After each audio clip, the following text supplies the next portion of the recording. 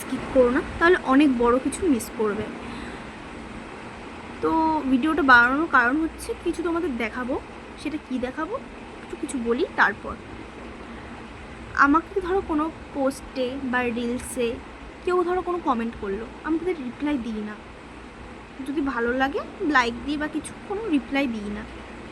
আর যারা বাজে কমেন্ট করে, বাজে বলতে মানে আমার মনের মতন না এমন ধরো কমেন্ট আসলো, সেটা আমি কোনো রিপ্লাই দিই না।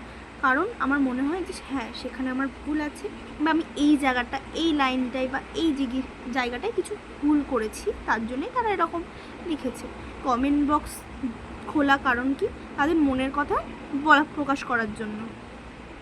এবার আমি তো যাকে কমেন্ট করব সেই যোগ্যতাটা আমার কাছেও থাকা উচিত মনে করি আমি। তো কিছুই না, আমার জাস্ট ধারণা, সেটা তোমাদের মধ্যে আমি বলছি।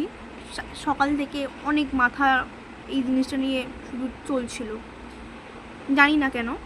তো পোস্টটা হচ্ছে এটা। তো তোমরা গিয়ে প্রোফাইলে দেখে আসতে পারো।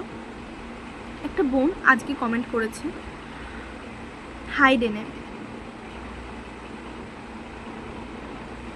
ডাকতাই কিরাম এক শাকচুন্নির মতন লিখেছে।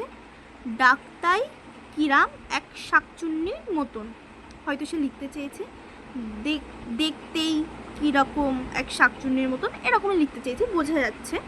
তো সে খুবই বিউটিফুল লেডি, আমার বোনের মতন সম্ভবত। তো এখন যদি তোমরা তাকে না দেখো, তোমরা খুব বড় পাপ করবে, তোমাদের নরকে উঠাই হবে না। তো তার প্রোফাইলটা আমি একটু খুলছি। এটা হচ্ছে তার প্রোফাইল। তার কটা ফটো দেখায় তোমাদের, খুব সুন্দর দেখতে। এই যে বাচ্চা মেয়ে আমার দেখে মনে হচ্ছে, যাই হোক কিছু বলার নেই, মানে কিছু বলার নেই। এইটুখানি, মানে তোমরা যদি মেয়েটাকে যদি এখন না দেখে যেতে, তোমরা খুব বড় পাপ করতে। আমি তোমাদের এই পাপের হাত থেকে বাঁচিয়েছি, ঠিক আছে? তো টাটা, এইটুখানি ভিডিওটা ছিল।